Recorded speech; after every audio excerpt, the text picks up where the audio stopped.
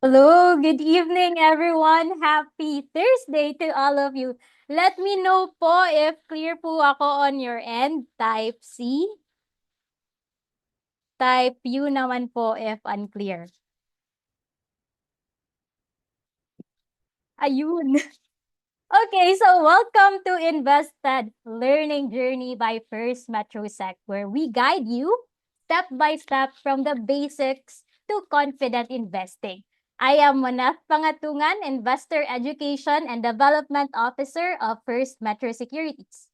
First Metro Securities, it is the stock brokerage arm of the Metro Bank Group, and our company is dedicated to promote financial literacy and create awareness on investment opportunities to empower individuals like you and me and even institutions to attain their financial goal. And it is my honor and pleasure to serve as your host for this evening's talk. So before we start, let me flash this disclaimer. Okay, so once again, welcome to the second session of Invested Learning Journey by First Metrosec. So sino po ba dito yung naka-join na sa first session last January 16? Either you type 1 po or you comment kung ano po ba yung na-remember po na learning nyo until now. Ayun, thank you for typing 1, Marco Renante, no? Ang rami nang naka-join. We have also Danica, Paulo, Lawrence, Maria. Ayun, may nakalimutan mag-join. Sige lang, okay lang yan. May webinar recording naman tayo, so you can check on that. So, thank you for joining us once again on this second session. And for those first time mag-attend, yung nakalimutan, thank you for being here as well. So, this is not the usual na presentation natin, but rather, this will be a talk where you can ask questions on the Zoom platform, where we will be understanding your investing journey, identifying the motivations on starting to invest, as well as navigating the learning curve as a new investor and building an investment strategy that align with your goal. So remember, spread the knowledge if something from today's webinar inspired you. So you may take a screenshot and share it on your social media. So don't forget to use hashtag FMS Invested to help spread financial literacy and inspire others on their investment journey. So tonight, we are honored to have this guest panelist for this talk. So allow me to introduce them. Andoy Beltran is a seasoned investment professional with 2 decades of experience in capital markets, investor education, and financial inclusion. He is currently serving as the Vice President and the Digital Solutions and Investment Engagement Division Head of First Metrosec, where he leads initiatives focused on expanding investor participation, strengthening market literacy, and driving digital innovation. A respected thought leader in finance, Andoy is a multi-awarded industry practitioner, recognized as natatanging Pasegueño in business, economics, and entrepreneurship. So one of the 10 outstanding young employees of the Philippines and a former recipient of the Philippines Best Retail Analyst Award. Beyond the corporate sector, he is also the president of the Busconian International Chamber of Commerce, actively advocating financial empowerment, entrepreneurship, and lifelong learning. Our second guest panelist, JP Bellones, is a personal finance and investment literacy advocate. His passion and purpose is to help more Filipinos appreciate the value of saving their hard-earned money and consider investing to achieve their financial goals. So he is the investor education and development department head of First Metro Securities. He is a SEC licensed securities representative, certified trust professional by the Trust Institute Foundation of the Philippines, certified UITF salesperson by the Trust Officers Association of the Philippines, Bloomberg Certified Financial Markets Professional, and Certified Advanced Equity Analyst. So both panelists are regularly invited as resource speaker by private companies, government institutions, schools, and organizations nationwide to conduct seminars and webinars. So let's all welcome to the virtual floor, Sir Andoy and JP. Hi, Sir Andoy. Hi, JP. Good evening po. Hi, Maneth. Hi, JP. Good evening. Okay, so reminder again, spread the knowledge. If something from today's session sa ating mga audience inspired you, take a screenshot and share it on your social media. Don't forget to use the hashtag FMSInvested to help spread financial literacy and inspire others in their investment journey. So we already received questions. Marami na po tayo natanggap na question, JP and Sir Andoy, no? So let's start with the first one. And this is for Sir Andoy. As a newbie, what personal finance skills should I prioritize to set myself up for success in the long term? Yeah. First off, Maneth, really, I'm actually overwhelmed, no, with the kind of reception that we're getting, especially with this newly launched invested series. And it's quite fitting that our question, no, one of the advanced question na nakuha natin. Most of I was able to see the entire deck, no, and most of them are actually asking us this very same question. We're talking to newbies, we're talking to beginners, mga new employees or fresh graduates looking for their first jobs, no. So as a newbie, what personal finance skills should you guys prioritize to set yourself up for success in the long term? I think I'm going to go to our market education initiatives. Ibig sabihin, sasagutin ko to by within the context and within the confines of our four-part financial literacy program, especially for partner schools and partner companies. No, number one is I'd like you guys to focus on foolproofing your finances, meaning you're actually doing it right now, consciously or subconsciously. You are investing in financial literacy. You're investing in yourself. The things that you're learning now, the things you're learning tonight, these are things na hindi makukuha, hindi na mawawala sa inyo. Malalaman nyo na yun. No? But I don't want you guys to stop there. Foolproofing is just the first step. There's a very necessary first step, pero hindi pwedeng matigil doon because it's not going to make sense if foolproof ka lang. You also need to crisis-proof your finances. So doon papasok yung budgeting. Hindi pwedeng kayod lang ng kayod, kita lang ng kita, sweldo lang ng sweldo. You need to be wary of the way you handle your finances, the way you spend, how much you're supposed to spend, how much you're supposed to save, no? So from foolproofing, you need to crisis-proof, you need to budget, you need to be aware, you need to be intentional. Most importantly, you need to have an emergency fund. This is something we keep on telling people. We're not selling stuff. We're not encouraging you to invest. We're actually doing it one method at a time, one step at a time. And the first thing you'd like to have is an emergency fund. Before you even open a First MetroSec account, before you even start investing, you need to make sure you're crisis proof, because pag nag-invest ka, bumili ka ng condo, nag-start kang magnegosyo, and then something happens, a crisis happens, an emergency situation happens, no? Minsan nawawala yung momentum because you're going to force yourself to liquidate an asset, you're going to force yourself to withdraw at a loss, no? So that's the second step.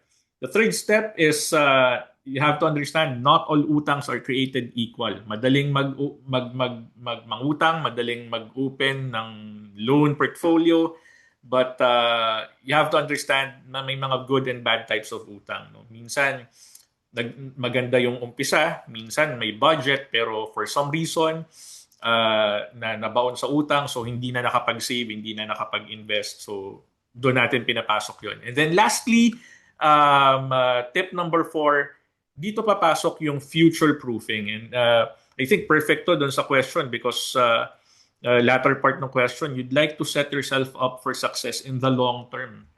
And there's something that you need to do. You need to future proof yourself. How can you future proof yourself? You do it one sweldo at a time. You do it 1 month at a time. You do it a small amount at a time. But what's important there is you build muscle memory. You get yourself used to the sacrifices, the discipline. Kasi pag nag-umpisa ka ng maliit ang sweldo, pag nag-umpisa ka ng maliit yung investment account, nag-umpisa ka ng maliit yung investment amount, by the time you go up the ranks, by the time you start getting promoted, by the time you start, receiving salary increases here and there, makikita mo na hindi ka na overwhelmed with money. Habang tumataas yung sweldo, habang tumataas yung gastusin, sumusunod din, tumataas din yung savings rate mo, tumataas din yung investment rate mo. So, I'm sorry if it took me quite a while to answer the question, but I just like to make sure na naiintindihan tayo. So, I do hope you guys got to understand and appreciate that 4-part answer to this question.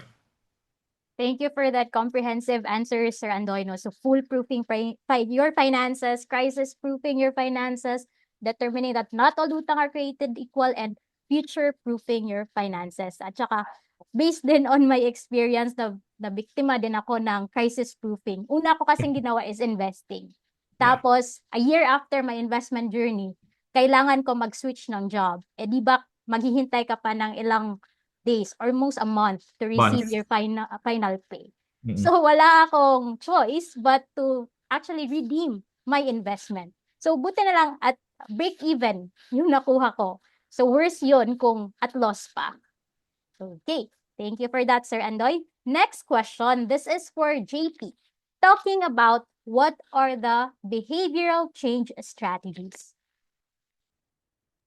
Ayan, that's a really good question, Monet, no, from the advanced questions we got no, when they registered. No? So thank you pala for your very overwhelming na mga response to this invested na series.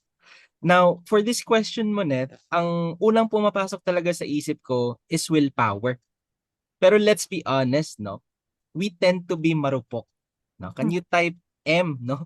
If feeling ninyo marupok rin kayo, no? So, 'di ba we feel that lalo na pag nakakita tayo ng sale sa malls or online shops. Ito, ang dami, no? Very engaged yung mga audience natin. Dami palang marurupok, no? But in my opinion, Monet, no? Behavioral change isn't about trying harder kasi parang ganun yung impression ko sa question eh. Should I try harder, no? But for me, it's about making things easier. So for example, no, para sa akin, the best way for me to save money is to not see the money at all. Yun yung no, experience ko. Pag hindi ko nakikita yung pera, mas naiipon ko yung pera na yun. So that's the reason why I have set up an auto fund transfer from my payroll account to my respective na mga savings, charity, or investment accounts. And when I do that, nakakasiguro ako that I live below my means kasi hindi ko pa nawi-withdraw yung pera, napupunta na siya kung saan kong gustong ilagay yung pera na yon. And when I am able to set aside money for the future, I do that first, no? Paying myself first before spending a single peso. And fortunately, in this day and age, pinapadali na talaga ng automation ang behavioral change. Kasi again, with automation, you're not trying harder. You're making the process easier. I hope that has helped our attendee for tonight, Monet. Thank you for that answer, JP. Ang raming nag-chat no na M.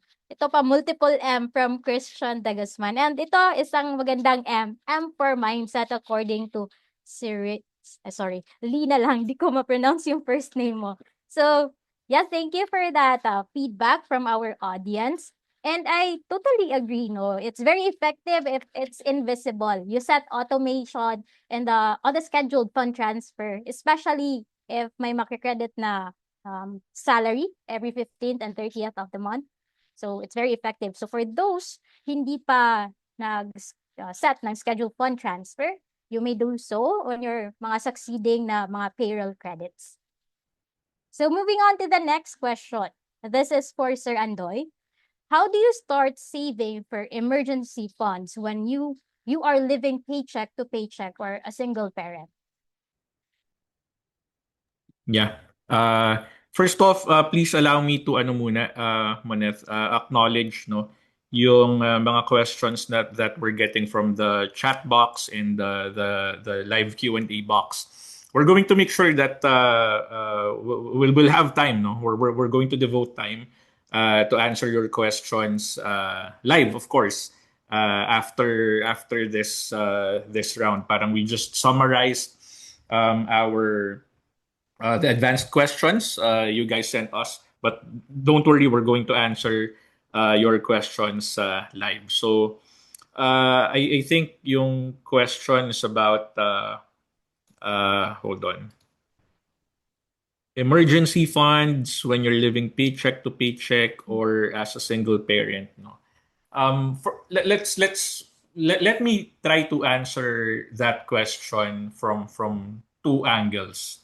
Yung from paycheck to paycheck muna and then yung sa single parent na situation because sometimes they don't overlap. Minsan iba yung situation ng paycheck to paycheck, iba rin yung situation and iba rin yung nakikita kong angle of attack for single parents because I many times over, multiple times I got I've gotten questions similar to this from friends, from relatives, no, from family members na nagpapatulong. I'm not saying this is foolproof, but I'm saying these could be practical tips, no. First off, for single parents muna, no, parang I think the most important thing that we need to prioritize here would be we need to be clear and intentional. We need to prioritize protection kasi you have to understand parang you're trying to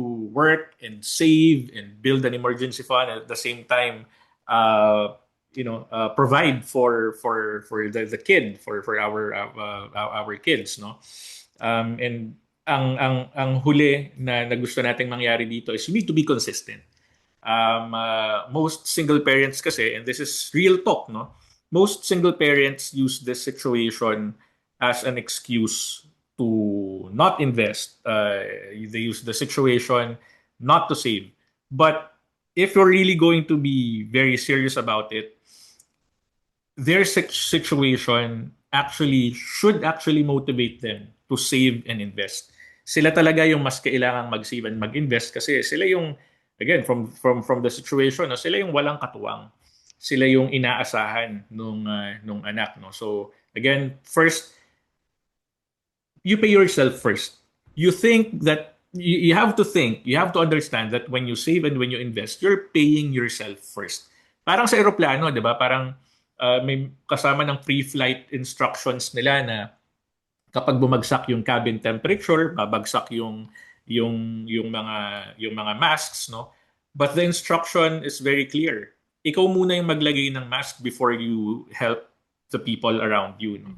Ganun din when it comes to raising kids, especially as a single parent. Kailangan ikaw muna yung motivated. Kailangan ikaw muna yung masaya. Kailangan ikaw yung ganadong magbanat ng boto araw-araw. Kasi if you're depressed, if you're sad, if you're sulking, it's not going to last long. That motivation, that inspiration, it's not going to last long. At ang laki ng epekto ng psychological situation natin when it comes to our performance, when it comes to our output, when it comes to how we are viewed by our peers, no, at work. So importante 'yon. So you do that, you don't think that you're saving money dahil hindi mo gagastusin. You think that you're saving money because you deserve it, because you're paying yourself first. Second, again, build your emergency fund. I'm not going to elaborate further. Napag-usapan na natin yan kanina. Third is you need to separate your goals, no? Dapat meron kang budget for your daily needs. Dapat meron kang budget for your child's future, not just for today, pang matrikula, pang mall from time to time, for you to eat out from time to time, and most importantly for yourself pa rin, for your own retirement, because again you can't give what you don't have, no. Don't sacrifice for one another. Wag mong i-sacrifice yung sarili mo for the kid, wag mong i-sacrifice yung kid for yourself, no. And lastly, prioritize protection. Parang may mga pagkakataon na iniisip natin, hindi naman kailangan ng insurance, hindi naman kailangan mag-invest, but you'll be surprised na hindi naman sila ganun kamahal, hindi naman sila ganun kabigat sa bulsa. And if you're going to look at the cost-benefit analysis, yung coverage mo, yung protection mo when you get insured, when you start investing, especially in dividend paying stocks and real estate investment trusts, no, mas malaki yung pakinabang natin over the peso value over our gastos. And I think for those living from paycheck to paycheck, I think ang pinaka importanteng gawin lang doon is you start and be consistent. And when you start and try to be consistent, I'm saying you can start small. You're living paycheck to paycheck, parati nating iniisip na again, Andoy, hindi ko kaya, no. But when you scrutinize your spend, when you scrutinize your expenses, and you do that by budgeting, may kita mo na kahit pa konti-konti, may mga matatanggal tayo na hindi kailangan, may mga matatanggal tayo na duplicate, may mga matatanggal tayo na pwedeng magbigay sa atin ng a few extra hundreds of pesos every sweldo every month. And that's actually a good start. 500 pesos per month is better than zero. So madalas iniisip natin kasi, Andoy, maliit lang yung halaga na nai-invest ko at nasi-save ko. Let's take that. That's better than not saving at all. So I think yun yung pwede nating gawing start off point for that for people in that particular situation. Thank you for that, Sir Andoy. So again, prioritize yourself, having emergency fund, and also protection. You go check traditional insurance. It's not really expensive. You may explore. Meron palang 1 peso per day. So there are a lot of options. You just need to scout for those options. So moving on to the next question. This is for JP. How to set goals while bouncing back from scratch? Oh, that's a really good question, no? And actually, to the attendee who asked this question, I acknowledge, no, the tough situation that you're in, no? Probably you had a setback, kaya you have to bounce back from scratch. But life, no, I think has continuously taught us na this happens, no, this happens.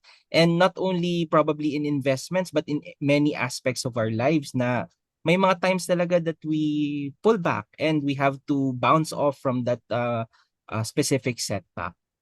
Now, pag nagsisimula po tayo sa scratch, the biggest mistake for me is focusing on the end goal. Now, sa financial journey ko, the first thing that I really learned was to survive the valley of disappointment. No? So, when we start saving or investing, parang yung expectation natin, very excited tayo kasi gusto natin ma-feel yung immediate progress. But in reality, results are exponential. So yung progress, we often feel that only over a long period of time. Paminsan, it will take you a couple of years or maybe almost a decade.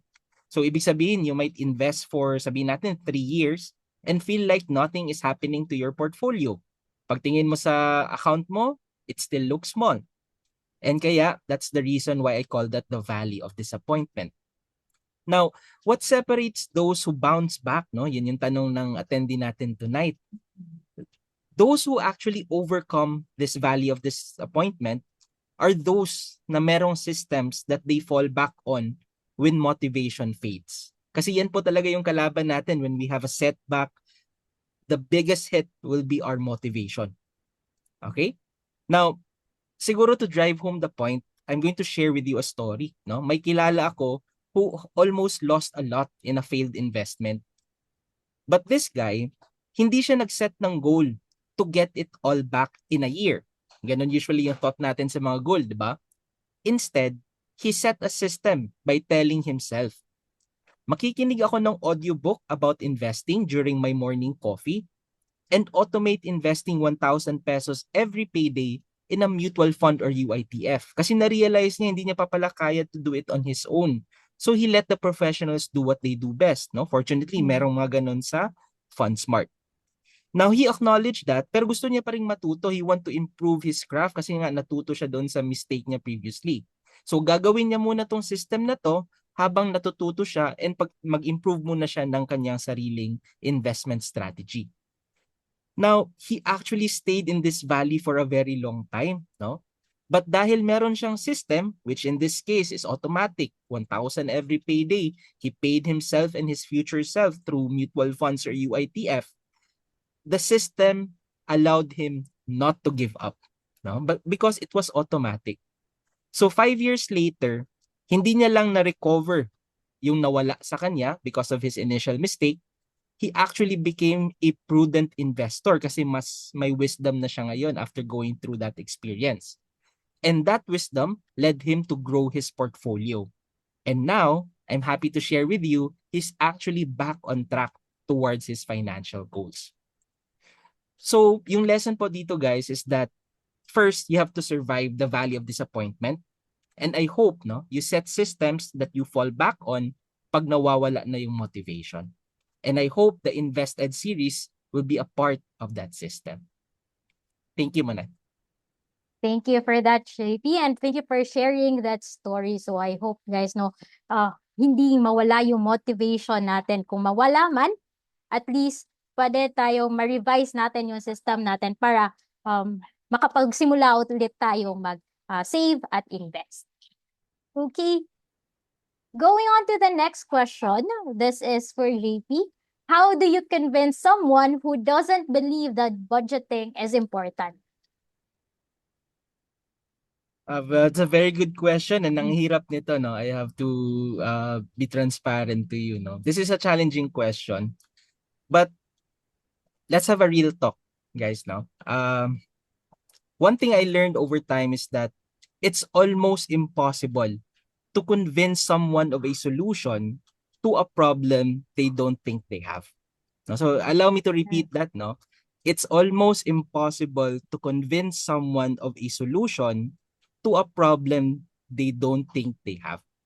So if someone, may kakilala ka within your peers na feeling niya okay lang kahit wala silang budget, kasi nga over time, they manage to survive. Buhay pa naman sila ngayon and kaya naman nila itawid yung mga financial responsibilities nila. When you tell them to use budgeting and expense tracking apps, parang extra homework lang yun sa kanila and they'll probably not listen to you when you mention that. Now, over the years, I've also learned that you can never teach someone who isn't ready to learn. Kaya ako I'm very appreciative of all the right now 154 participants natin ngayon kasi I know you guys are ready to learn. Kaya nga sumali kayo sa webinar natin tonight kasi gusto nyong matuto. And I acknowledge that and I hope we will be of really good service to you guys tonight and for the rest of your investment journey. Now going back to the question, 'di ba? Sometimes, 'di ba? The best teacher is letting them experience the pitfalls. 'Di ba? Yung mafi-feel nila yung stress ng medical emergency tapos wala silang savings. Tapos they also encounter probably syempre manghiram sila ng pera from their relatives. Imagine the stress and embarrassment when you do that. So, when you think about psychology, ito yung tinatawag natin na teachable moment. Kasi ngayon, may realization na sila from their experience. Now, when they hit that wall and they realize na yung diskarte nila ngayon isn't enough anymore, that's when they become budget curious. And that's the only time, no? Ready na to kasi na-experience na, ready na siyang makinig sa'yo. This is now the time that you ask them. Kung meron kang timba ng tubig to carry across a desert, gagamit ka ba ng timba na maraming butas? Sige nga, let me ask our attendees, no? Kung meron kang timba ng tubig to carry across a desert, gagamit ka ba ng timba na maraming butas? Sige, can you say, would you say yes or no? No? Ayan, we're getting answers already. Di ka matatapos kung may butas. Of course, no, lahat tayo dito alam natin the answer to that question is no, no? Siguro during that time, you can even do a mic drop to them, no? Kasi ngayon, gusto na nilang matuto.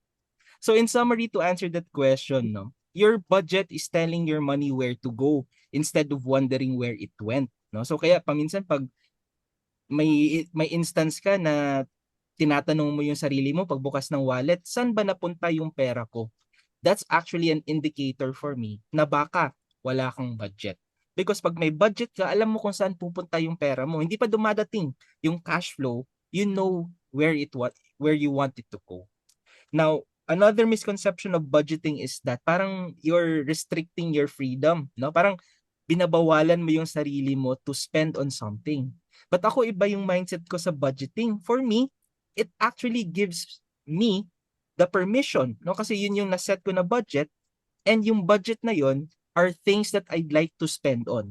Kasi yung mga things na I'd like to spend on as seen on my budget, that for me are the things that truly matter.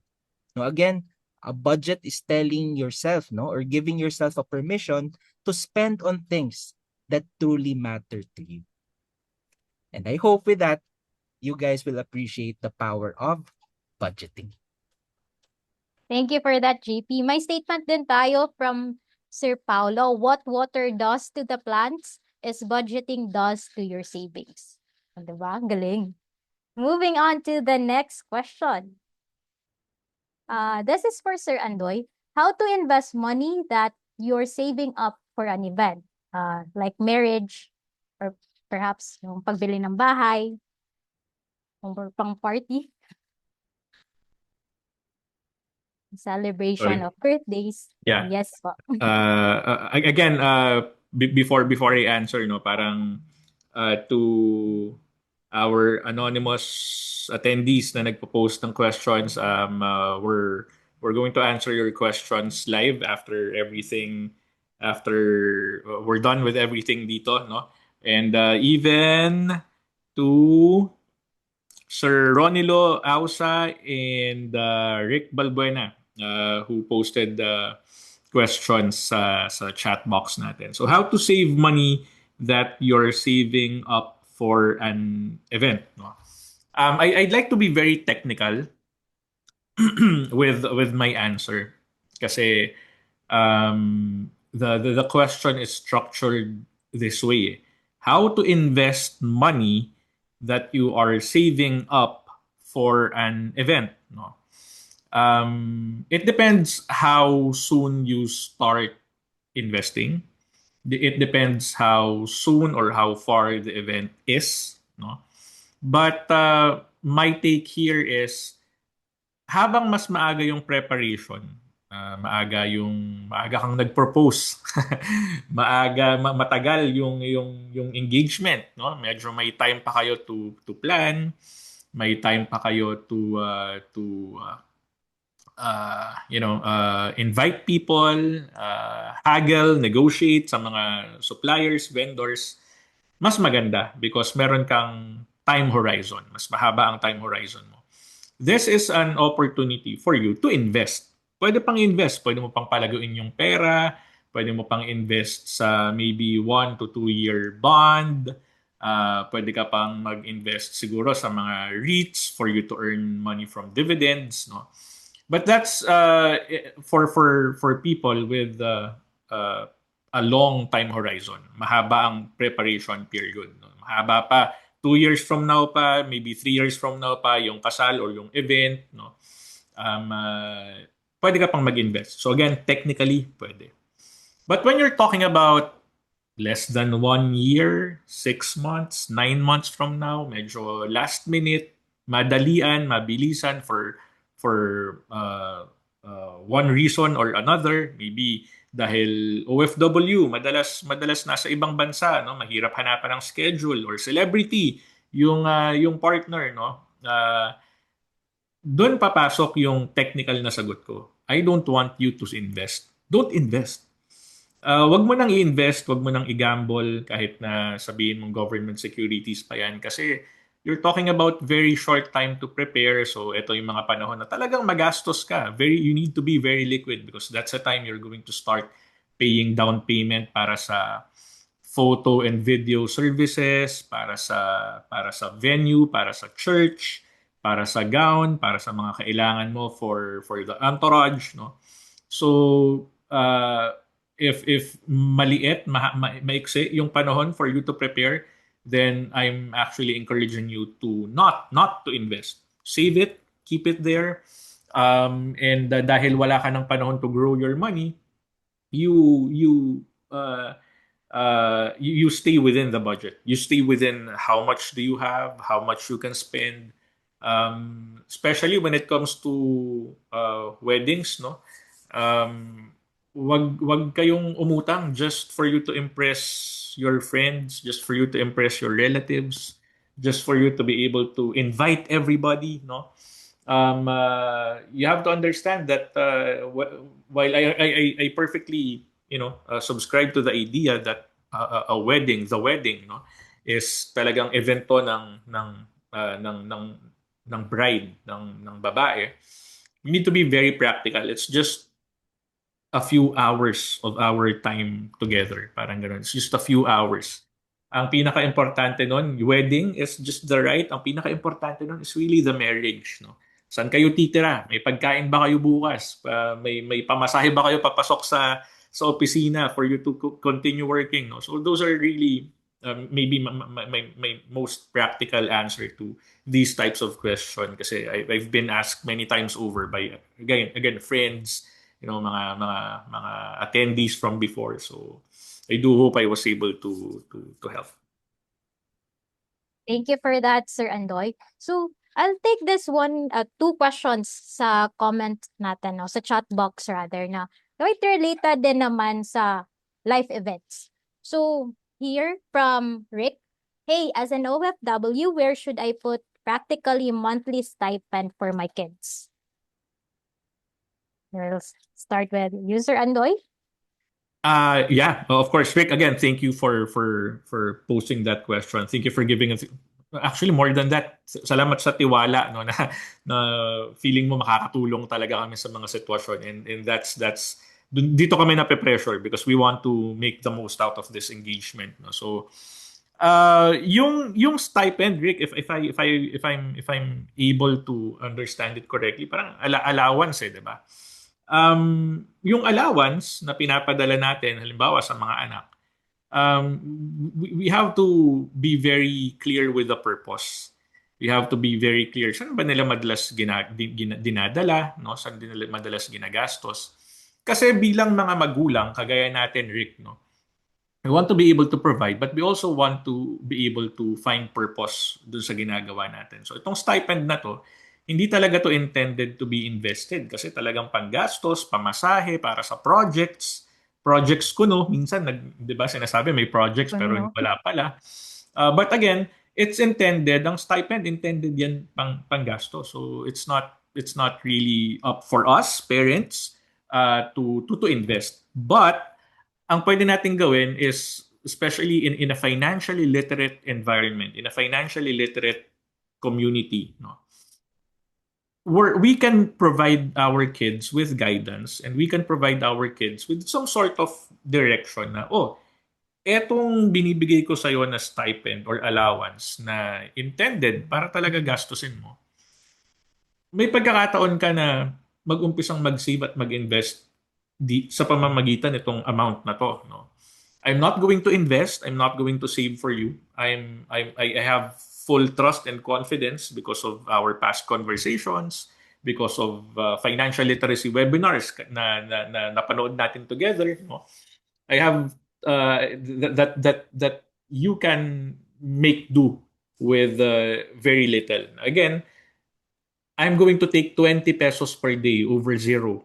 I'm going to take 10 pesos per day over zero, and compounded pa konti-konti, if it's going to add on, in a month you'll be able to save a considerable amount of money. And again, doon papasok yung parati nating sinasabi, no? Muscle memory. And that's what we need to develop sa kids natin. Hindi yung over-dependency sa mga magulang at hindi yung over-dependency sa bili-bili-bili. Kasi at this day and age na sobrang daling gumastos, sobrang daling bumili, konting-konti na lang yung mga kabataan na marunong talaga at may disiplina sa pera. And that's what's going to prepare them for the real life ahead of them. So better talaga turuan na yung mga kids on how That's they right. manage their own money. So 'di ba tapos na tayo sa marriage, tapos sa kids. Now let's have the question of Sir Ronildo. I am close to retirement. Do I still need a long-term investment plan? So I'll ask JP. All right, that's a really good question from our live audience tonight, no? And to answer that question, it really depends, no? Again, it's so challenging to give out a blanket na guidance, no, without knowing further details about you, no, to the attendee who asked the question. But from what you have mentioned dito sa question, do you still need a long-term investment goal? Actually, the person who can answer that question is truly you. Meron po ba kayo ngayong long-term investment goal? And again, sometimes, no, us professionals, parang we have a broad idea what that long-term investment horizon is. Pero from person to person, magugulat ako paminsan when I interact with client. Parang some of them would tell me yung long term nila is 3 years. Yung iba, long term nila is 5 years. Yung iba naman are decade or 2 decades. So it's really determining, no, kung ano ba yung definition yun ng long term. Kasi sometimes, no, actually sa time horizon pa lang po, you can already filter investments options na appropriate for you to achieve that specific goal, no? So, siguro if your investment goal is more than a decade pa, stocks might be the appropriate investment if kaya niyo yung risk and okay kayo sa expected return sa stocks. Pero kung yung goal ninyo is less than 10 years, sabihin natin around 5 years, baka bonds might be the appropriate investment. Or if yung goal ninyo is something you might be able to use it within a year or two, then money market na mga securities might be the best investment match for that specific goal. So it boils down again to the time horizon and your risk tolerance and your expected returns from it.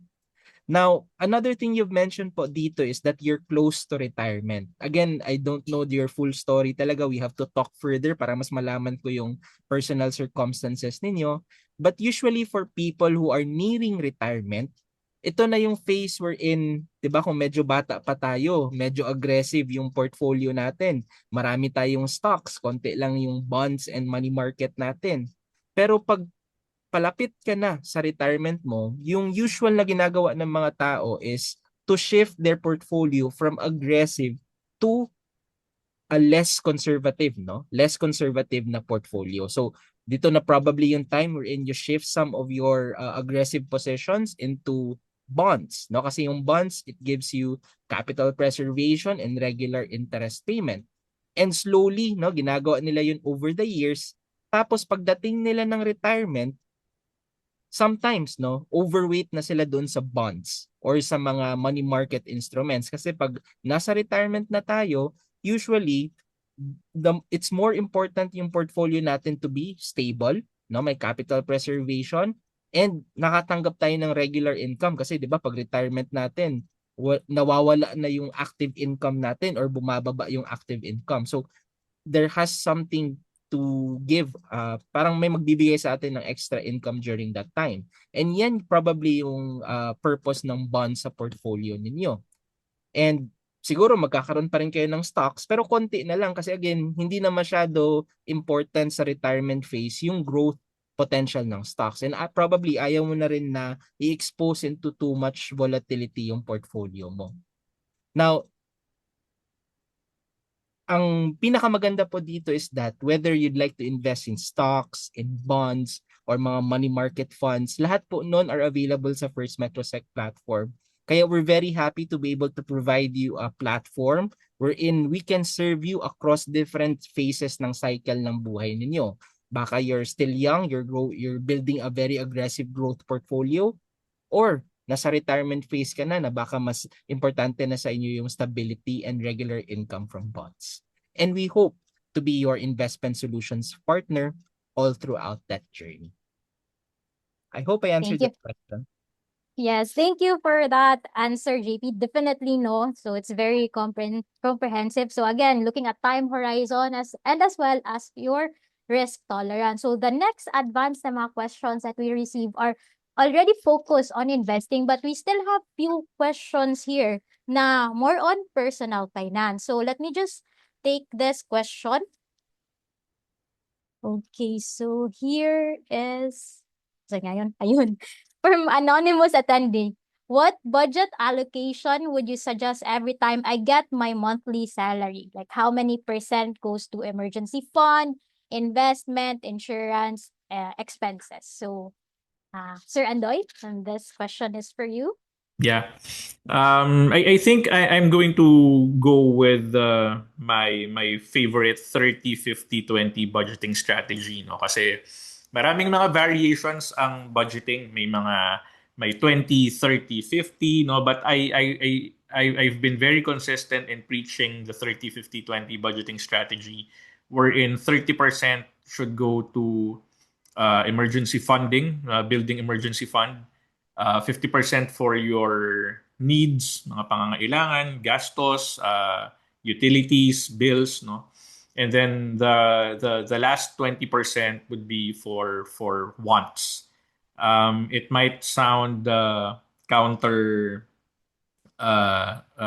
might counter against popular belief na, oh, Andoy, wag mong gastosan yung wants kasi hindi importante yan.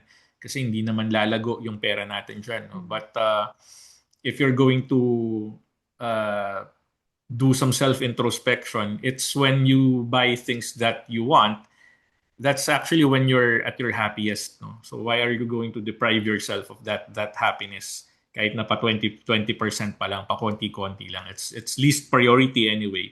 So what I'm trying to say here is it captures all.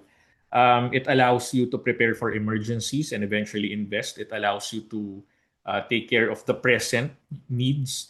And it also allows you to refuel, recharge, and feel na kahit papano, you still get to enjoy the fruits of your labor. You still get to treat yourself out.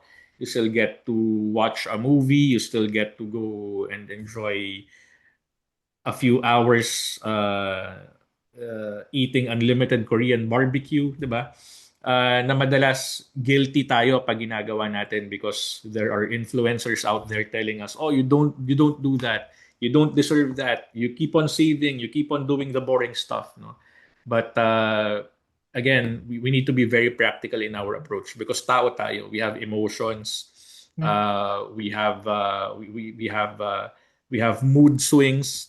So those are the things that we need to factor in. And the 30-50-20 budgeting strategy is something I know na kaya, replicable, and practical. And thank you for that, Sir Andoy. So again, 50-30-20 budgeting strategy. So let's have the next question. Here, from anonymous attendee. Many Filipinos do not know how to make ipon and instead spend it on drinking and fast food like Jollibee. How can your platform be properly promoted so Filipinos have a chance to learn how to save and to pursue investing? JP? Wow, that's a really inspiring question, no? Kasi I think this attendee, parang parehas sa atin, Monet and Sir Andoy, na gusto niyang i-promote yung value ng pag-iipon, no? And probably nakita niya rin sa society na rather than spending your money in fast food like mga fast food stores, why not consider saving as well? But again, to in line with Sir Andoy's answer kanina, again, walang problema na kakain ka sa labas kasi again, we have to parang yung term ko nga dun sa wants, no, dun sa 50-30-20, parang it's the sanity fund, no, kasi we have to, at the end of the day, we have to enjoy life, no? This is once lang. Isang beses lang to nang mangyayari sa atin, no? So we have to have a good balance with survival, with when keeping our sanity through living life and enjoying it as well. And of course, at the same time, dapat naisip rin natin yung future, di ba? So, to follow naman dun sa next statement niya, paano ba daw mapopromote yung platform properly, no? So again, we're grateful, no? Dito pa lang, we're happy that you're probably going to recommend our platform to your friends, no? Para matuto silang paanong mag-ipon and probably mag-invest rin in the future. And I think, no, your first thing that we can do is to invite them to our invested series. No, again, we've prepared something for you for the rest of the year para ma-follow through nyo yung buong journey, no, from starting with the basics. Like right now, we're talking about mindset, and it's going to progress over time throughout the year, no. So I encourage you to invite your friends to journey with us dito sa InvestEd ng First Metro Sec. If hindi naman sila makaka-attend sa live session natin, like usual natin ngayon, you can also bring them to our YouTube channel na nandun ang daming mga educational videos, no, na I know matutunan nila how to save and how to pursue investing. And thank you to this attendee for choosing us to be your educational and investment partner. Thank you so much. Thank you for that, JP. So, we really need your help here. Hindi lang dito sa side ng First Metro Sec, no, but as well as the audience. Help us spread this financial literacy initiatives. So, encourage other people, your friends, your coworkers to join our InvestEd journey.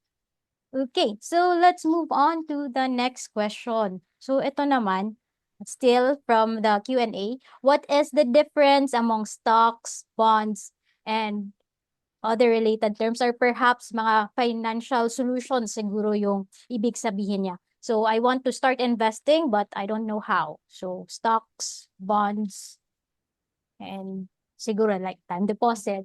Well, Sir Andoy. Okay, let me take this.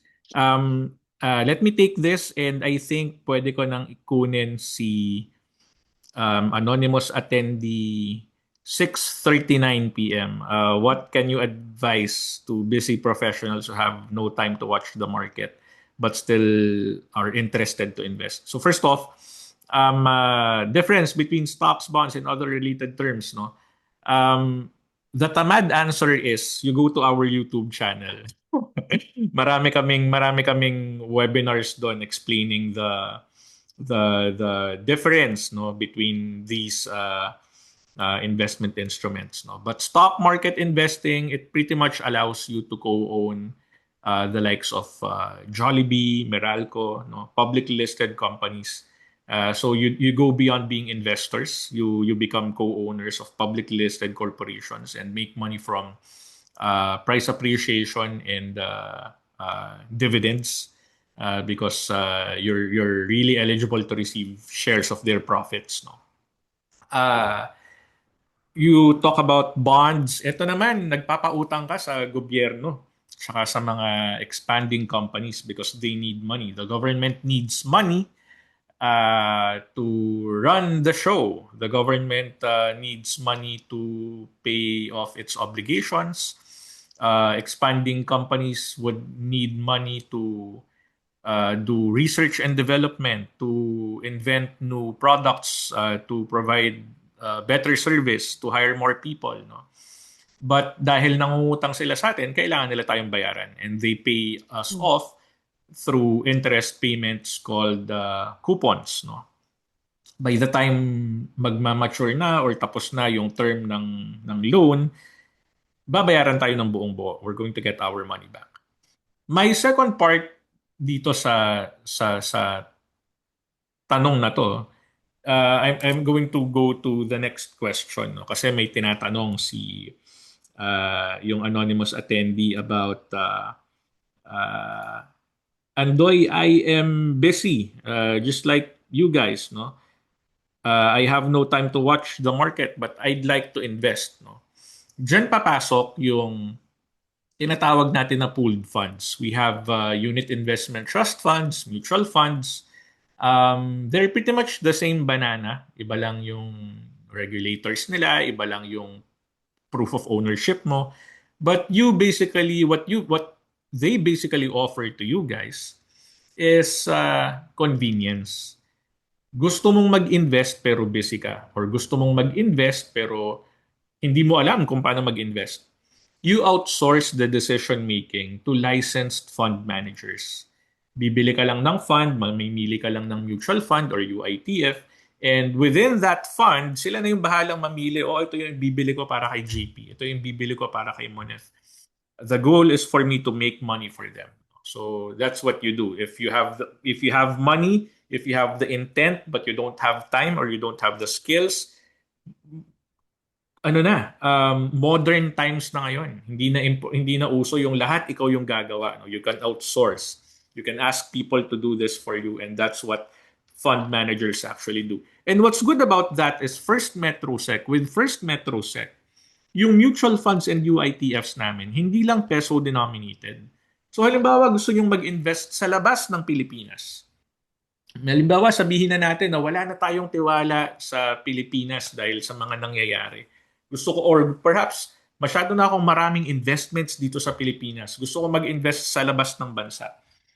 FundSmart, through First Metrosec, allows you to invest in peso and dollar-denominated mutual funds, UITFs, feeder funds, fund of funds, no? Without having to open multiple accounts. So within First Metrosec, hindi ka na mag-open ng iba-ibang accounts. First sweldo, you buy Jollibee. Next sweldo, you buy a fund. Next sweldo, a peso fund. Sa susunod na sweldo, a dollar-denominated fund. All within a one platform, all consolidated.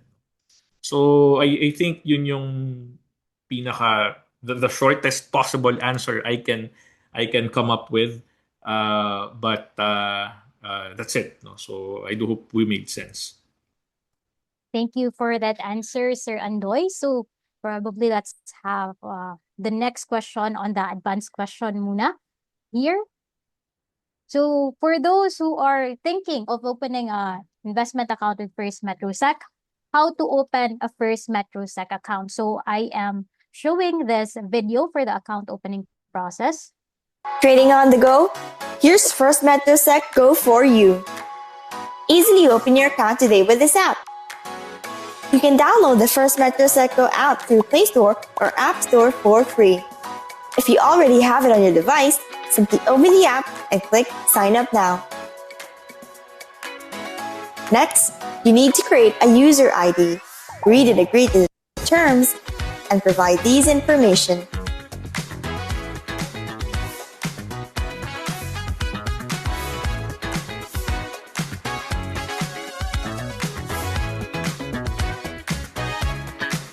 Once you're done, click the link on the email verification sent.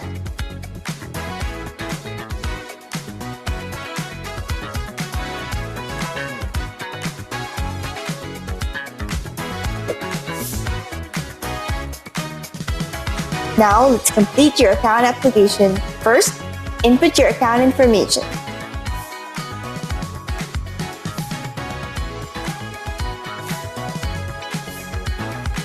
Then, provide your user information.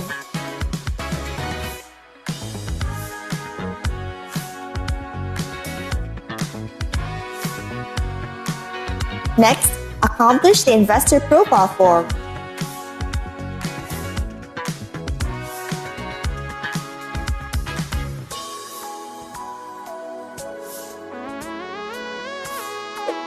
Almost there! Read and agree to the terms and conditions. Then click Agree.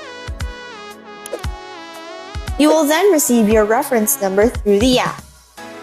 Don't forget to save this number because you will need it for your initial deposit. Next, upload or take a photo of these requirements. 1 valid ID, 3 signatures on a piece of white paper, proof of address, and proof of bank account. If you're self-employed, there are additional requirements. Now let's fund your account. You can make your initial deposit through bills payment, online fund transfer, over-the-counter deposit, or remittance. Next, you will need to verify your identity.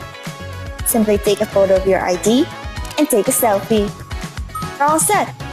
An email confirmation will be sent to you in 2 to 3 business days. Happy trading!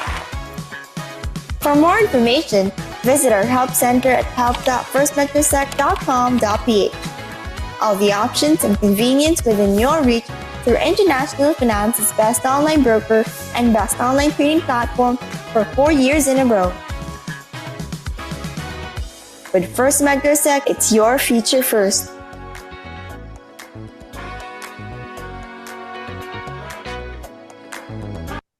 So we have already also received a question from anonymous attendee regarding the First Metrosec account that she just opened last December. So the question is, I created my first Metrosec account last December but was not able to finish it within the time frame. So it expired. Should I open just another account or still use it? So for those who have opened via mobile application and it's beyond 30 days, you need to open again another account via the First Metrosec Go app. So once it expires, you need to open a new one. So for individual, that is for app. For joint, entrust for or corporate account, you need to open via website, and that is www.firstmetrosec.com.ph. And moving on to the next question, how do you know when to buy or sell stocks? So let's have Sir Andoy for this question. Yeah. It really depends which school of thought you subscribe to, no. Marami kasing paraan para sagutin yung tanong na yan. How do you know what's the best time? How do you know when to buy stocks, no? To some people like me na nagsusubscribe sa cost averaging strategy, no. The best time to buy stocks is kapag sweldo, kapag may pera ka, no? For technical traders, the best time to buy a stock is when the chart tells you na mababa na, pwedeng bilhin. For fundamentalists, the best time to buy a stock is when it's oversold, or kapag medyo mababa na yung presyo, no. But regardless, it depends on how much you know. It depends on what you know. It depends on your type of personality. It depends on your situation. But ang pinakamaganda at ang pinakaparati naming sinasabi, especially when we come across employees, when we come across people who receive sweldo twice a month, is you do it one sweldo at a time. You do it every sweldo and you do it one sweldo at a time. Thank you for that, Sir Andoy. So again, for those who are into peso cost average strategy, you may automate at every pay date that you have received, no, the crediting date of your sweldo. Anything to add, JP? Yes. I just want to chime in to Sir Andoy's answer. Yung answer ni Sir Andoy kanina, it's a matter of understanding kung anong klaseng investor ka. Are you a long-term value investor or a short-term trader? But I just want to share, no, my experience through the years, no, na for example, you're a long-term value investor.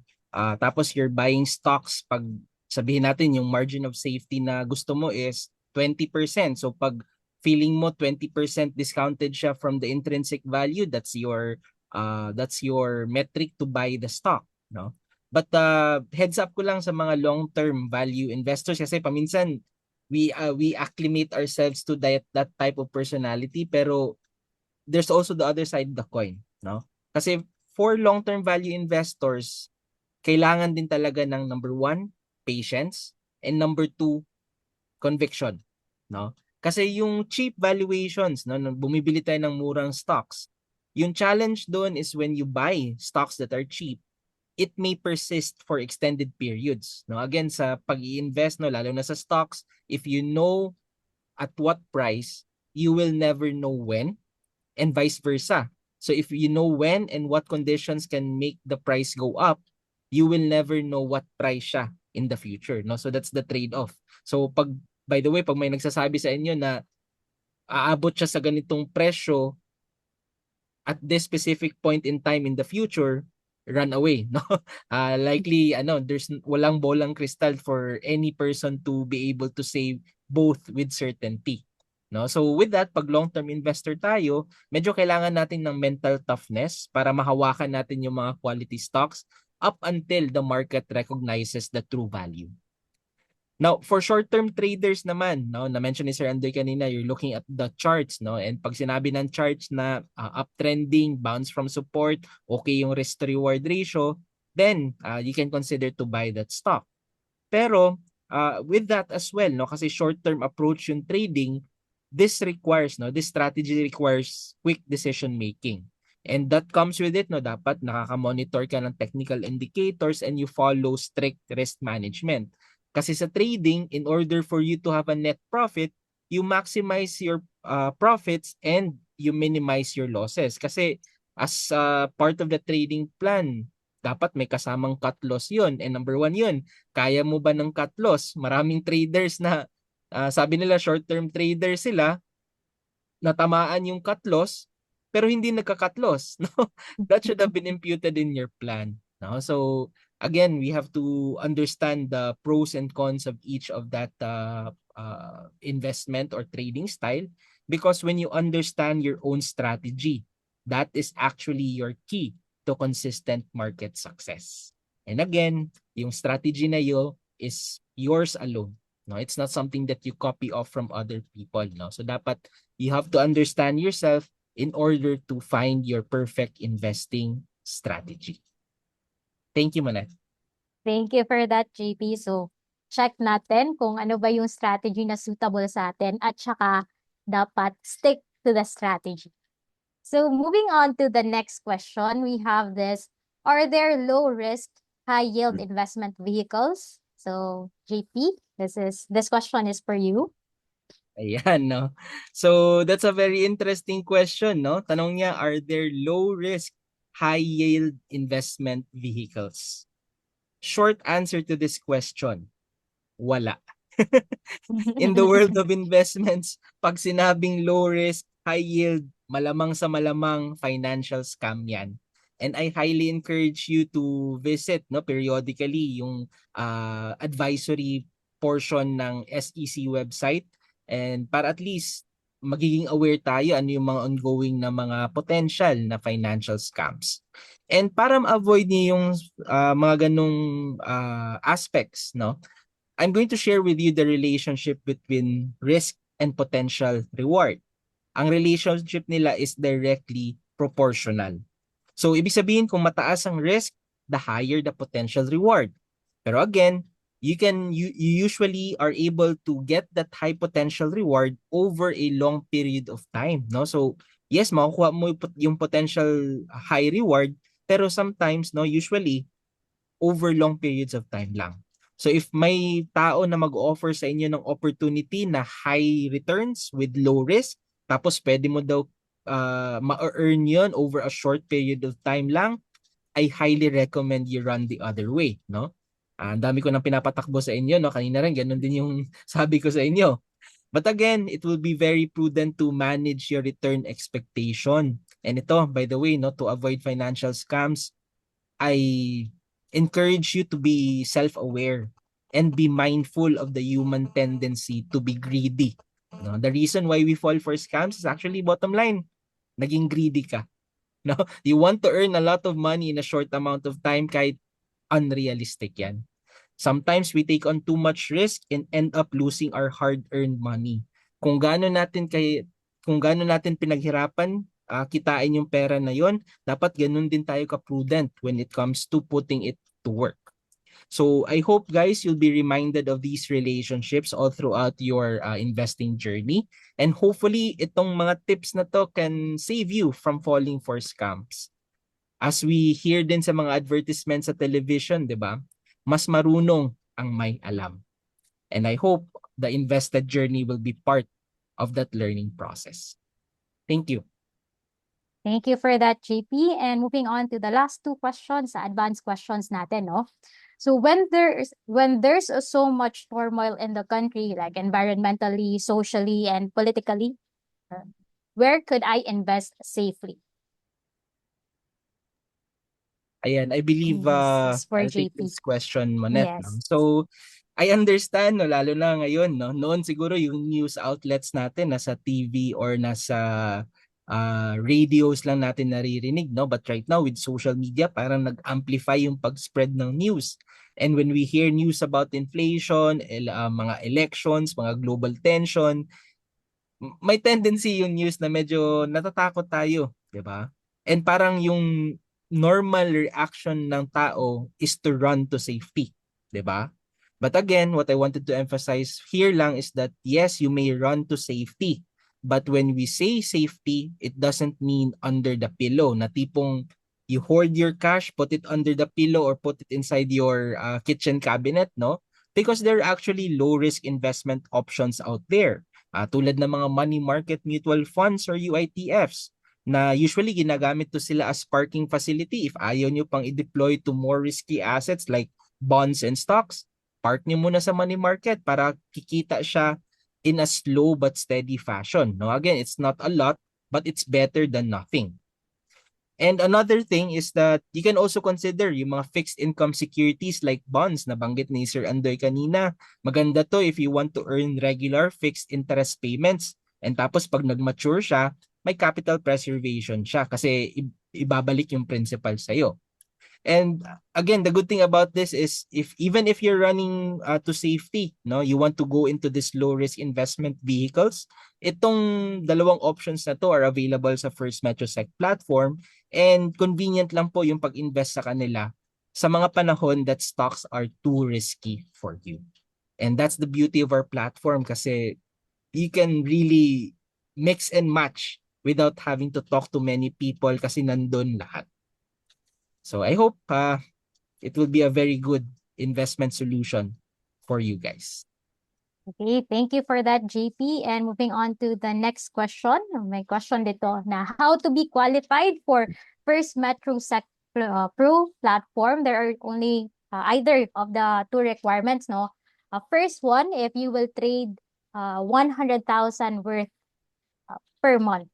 So it can be combination na ng buying and selling transactions nyo. Or second is through pooled fund. If you have invested in UITF or mutual fund worth 200,000. So for as long as you have invested that on a monthly basis, you are still qualified to have pro access every month since ina-assess siya on a monthly basis yung transaction mo or based on your funds. And then let's take this question from the anonymous attendee. What are the best indicators or barometers of financial health? Assuming someone already has an emergency fund, no current debt, future home loan plan, and an existing investment portfolio. Sir Andoy?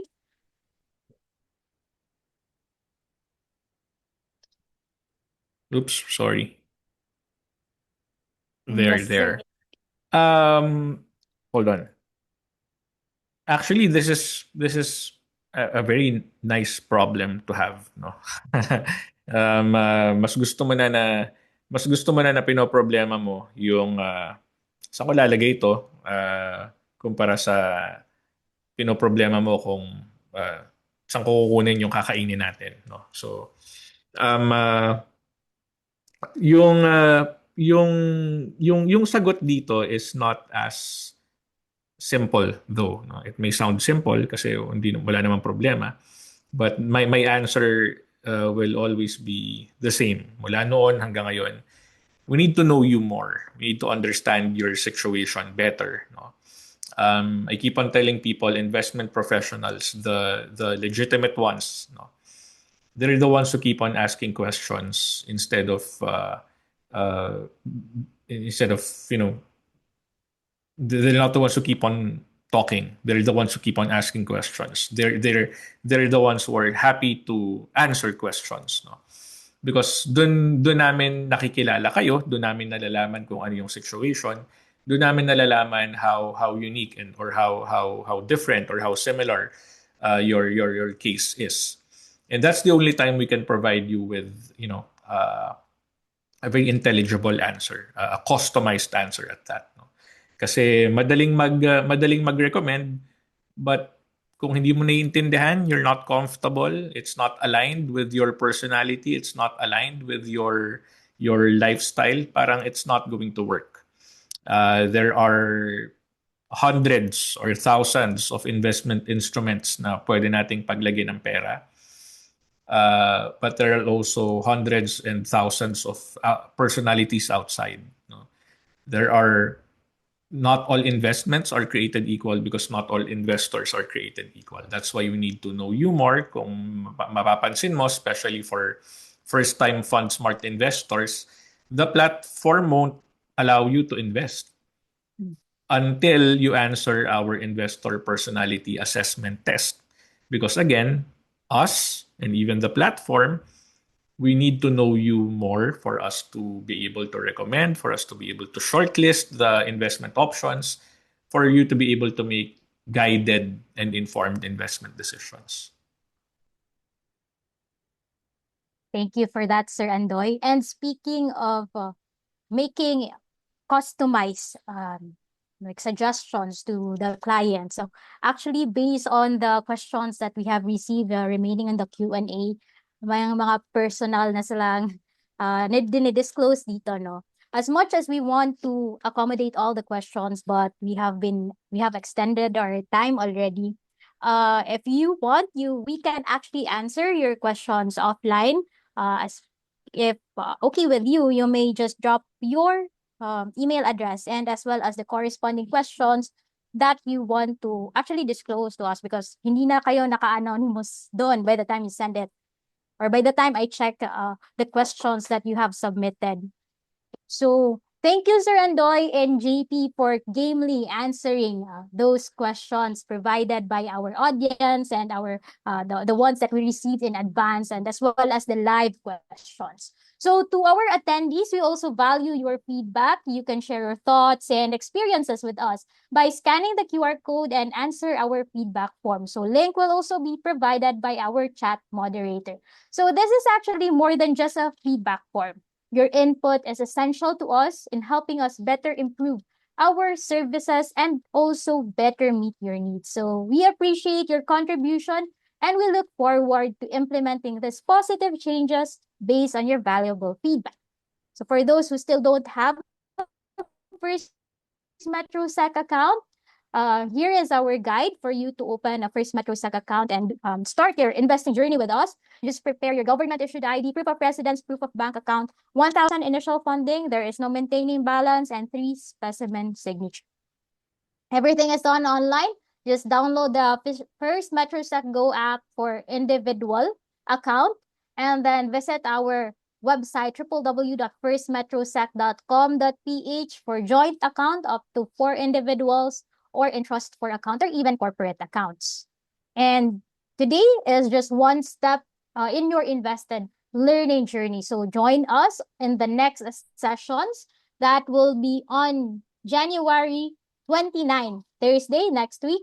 So how to set and stick to your 2026 financial goals. So kindly register and continue with our investing journey as we continue building your investing confidence with First Metro Sec. And lastly, for customized, gamified, award-winning market education programs exclusively designed for your company, school, or organization, just send us a formal invite at marketeducation@firstmetrosec.com.ph. And feel free to connect with us. We are in our social media channels. Just search at First Metro Sec, or you may scan the QR code or screenshot the slide. And again, our main website is at www.firstmetrosec.com.ph, and we are regulated by the Philippine Stock Exchange, Securities and Exchange Commission, and as well as BSP. So while I ask the parting words from our attendees, flashing again our QR code so you can provide feedback to us while listening to the parting words. Let's start first with Sir Andoy.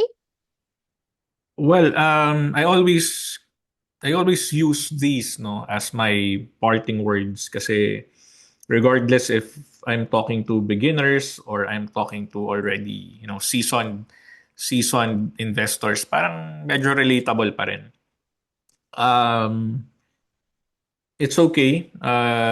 It's okay for you to start small when it comes to capital, when it comes to experience. No? It's okay. Pakonti-konti, kahit na maliit. It's also okay for you to start slow. Okay lang na mabagal, hindi naman tayo nagmamadali, no?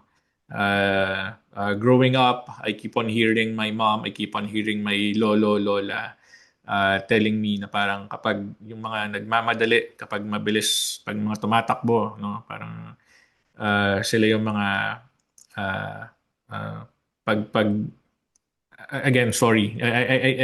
I'm not doing justice. Parang sila yung mas nasasaktan. Sila yung mas malalim kapag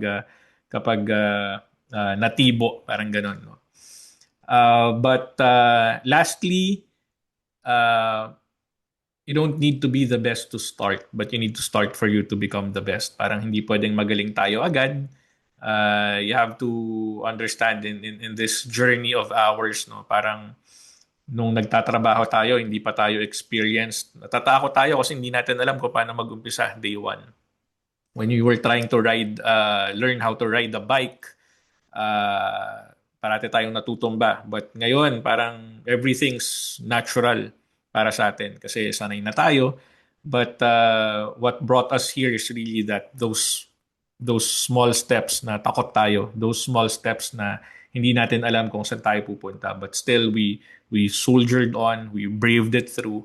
And that's what we need to do, no? And what's good about that is in your journey, whether natatakot kayo o hindi nyo alam kung ano yung gagawin, the team headed by JP, the investor education and development department, they're ready to provide guidance every step of the way. Kaya nga even those questions na hindi namin nasagot, we're going to make sure that we get to answer your questions. Ang hindi lang namin alam is paano namin mapapadala sa inyo, no? So please do email us doon sa mga hindi namin nasagot. Do email us via marketeducation@firstmetrosec.com.ph, and we're going to make sure that we respond to your questions. Apologies. Thank you, Sir Andoy. How about you, JP? Sa akin naman, no, first and foremost, I'd like to thank everyone who joined in our session today. I hope marami kayong napulot kahit medyo conversational yung style natin ngayon. Now, to close off, no, parang my parting words for you guys are these, no. First and foremost, nag-usap tayo about wealth building, no. In general, these are all wealth building discussion. Paminsan yung naisip natin is the numbers that we will hit, no, for us to be able to achieve our ideal portfolio. Pero again, wealth isn't just about the numbers. Paminsan kailangan din natin isipin, it's about the peace of mind that we have pag natutulog tayo. Sayang naman yung ano natin, no, na parang we wanted to maximize things pero by taking on too much risk we can take pero hindi naman tayo nakakatulog sa gabi, no? Parang hindi naman siya tama na trade-off. And like any other endeavor, hindi kailangan biglaan, no? Ang importante ay sinimulan. No, we have to get started. Doesn't have to be big. You can always start small.